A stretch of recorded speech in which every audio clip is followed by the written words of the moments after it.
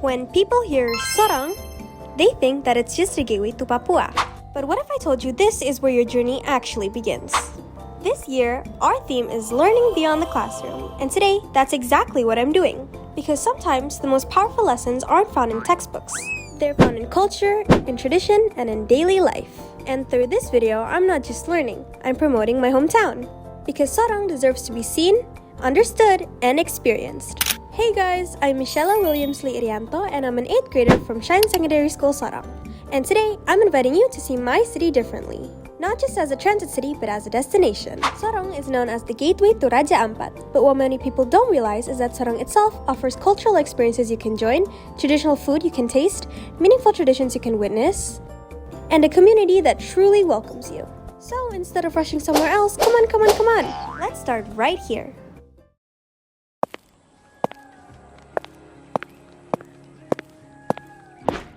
Welcome to our first stop, Ruma Ethnic, a place where culture isn't just displayed, it's lived. For visitors who want to experience Papuan culture up close, Ruma Ethnic is one of the best places to start. Located in Jalan Raya Imas, kilometer 21, here visitors can wear traditional clothing from the local community. These outfits are handmade, inspired by nature, and every detail represents identity, pride, and tradition. At Ruma Ethnic, you can also learn traditional dances directly from the community. This dance represents unity and celebration. And what makes it special is that they don't just perform it for you, they invite you. You don't just watch culture here, you become part of it.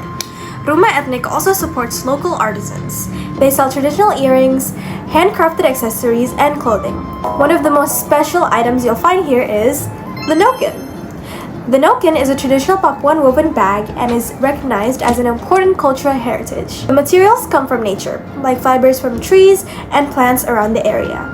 This is the tree that provides the raw material used to make the noken. The fibers are carefully processed and woven by hand using traditional techniques. It takes time, patience, and skill. And this is the final result, the noken. Simple but full of meaning. Each noken is handmade, which makes every piece unique. For visitors, seeing the process makes the experience even more meaningful. I didn't realize how much work goes into making one until I saw it for myself. When you buy a noken, you're not just buying a souvenir, you're supporting local craftsmanship. After exploring, there's even a mini restaurant here. Visitors can enjoy traditional Papuan food in a cultural setting. It makes the experience complete. Culture, food, and community all in one place. That's why Ruma Ethnic isn't just a cultural attraction.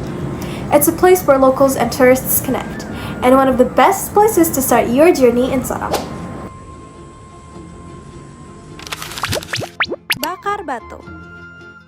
One of the most meaningful traditions in Papua is called Bakarbatu, which literally means burning stones. In this tradition, stones are heated over fire until they become extremely hot. Then the hot stones are placed in layers with meat, vegetables, and sweet potatoes. The heat from the stones slowly cooks the food. But Bakarbatu is not just about cooking, it is about togetherness. It is usually done during important moments, celebrations, gatherings, or even welcoming guests. Everyone participates and everyone shares. Experiencing Bakarbatu allows visitors to understand the true spirit of Papuan culture. For many visitors, witnessing this tradition becomes one of the most memorable cultural experiences in Papua. And it's not just about food, it's about connection. Papeda Ulatagu. And of course, you can't visit Sorong without trying papeda. Made from sago, papeda is one of the most important traditional foods in Papua. It's simple, warm, and deeply connected to local identity. Papeda is made from sago, which comes from the sago palm tree, a plant that has sustained Papuan communities for generations. The process of turning sago into papeda requires patience and skill. It's sticky, warm, and usually eaten with fish soup. But more than just food, papeda represents how communities here depend on local natural resources. It's a dish that many visitors are excited to try when exploring Papuan cuisine. It represents simplicity, sustainability, and tradition. And for those who are adventurous, there's also Ulatagu, a traditional delicacy that reflects how rich and unique Papuan cuisine truly is. Trying local food here isn't just about taste, it's about understanding the culture. These sago worms are rich in protein and have been part of Papuan cuisine for generations.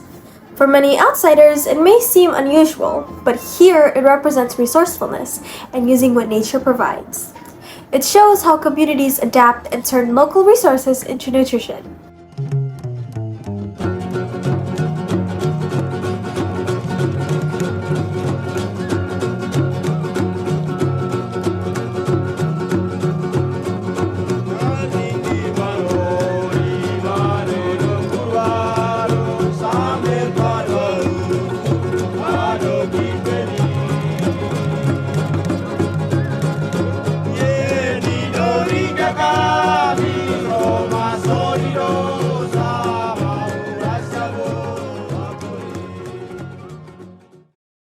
But to really understand Sorong, you need to see how the community lives.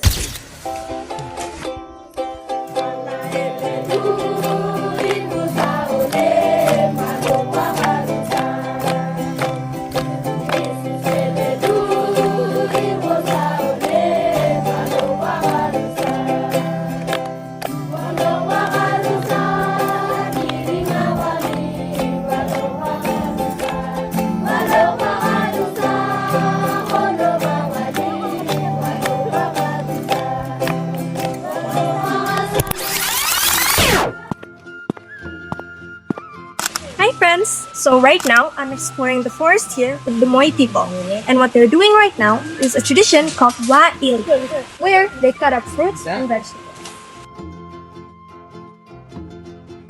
Right now, what they're cutting is some sweet potatoes, spices, salt, banana, and some papaya leaves. Many people here sustain their livelihoods by using the natural ingredients around them. For example, local families make traditional karipik using ingredients they harvest themselves. From preparing the ingredients to cooking and to selling, everything is done locally. It's not just a snack, it's a way of sustaining life. It supports families, education, and daily needs. Visitors who come to Sorong can actually see and learn how these products are made. And when you buy them, you're not just enjoying a snack. You're supporting the local community. Another fascinating example of local knowledge is the use of the mipa tree. In Sorong, some communities use parts of the mipa tree to produce natural salt. This traditional technique has been passed down from generation to generation. It shows how people here adapt, survive, and thrive using what nature provides. This is what makes Sorong special. The people don't just live here. They work with the land, they create from it, and they build their future from it. So did you guys know that the Moy people use traditional salt? They use the mipa tree, or in the Moy language, they call it benfak. Now, back then, they used to burn it and use it just like this. But now, they created it into natural white salt. And in the Moy language, they call it gasi benfak. For visitors, learning about the mipa tree is not just interesting. It's a chance to understand the wisdom and knowledge that local communities have preserved for generations. Experiences like this show that Sorong is not only a place to visit, but also a place to learn. Through this journey, I realized something. Learning doesn't only happen inside classrooms. It happens when we experience culture, when we taste traditional food, and when we understand how communities survive and grow. And today, Sorong has become my classroom. So yeah, that's Sorong. Not just a gateway, but a place full of culture, tradition, flavor, and a strong community. And honestly, I'm proud to call this my city. So the next time you think about Papua, don't just pass through Sorong. Stay a little longer. You might be surprised. My name is Michelle. Thank you so much for watching till the end, and see you next time. Bye bye.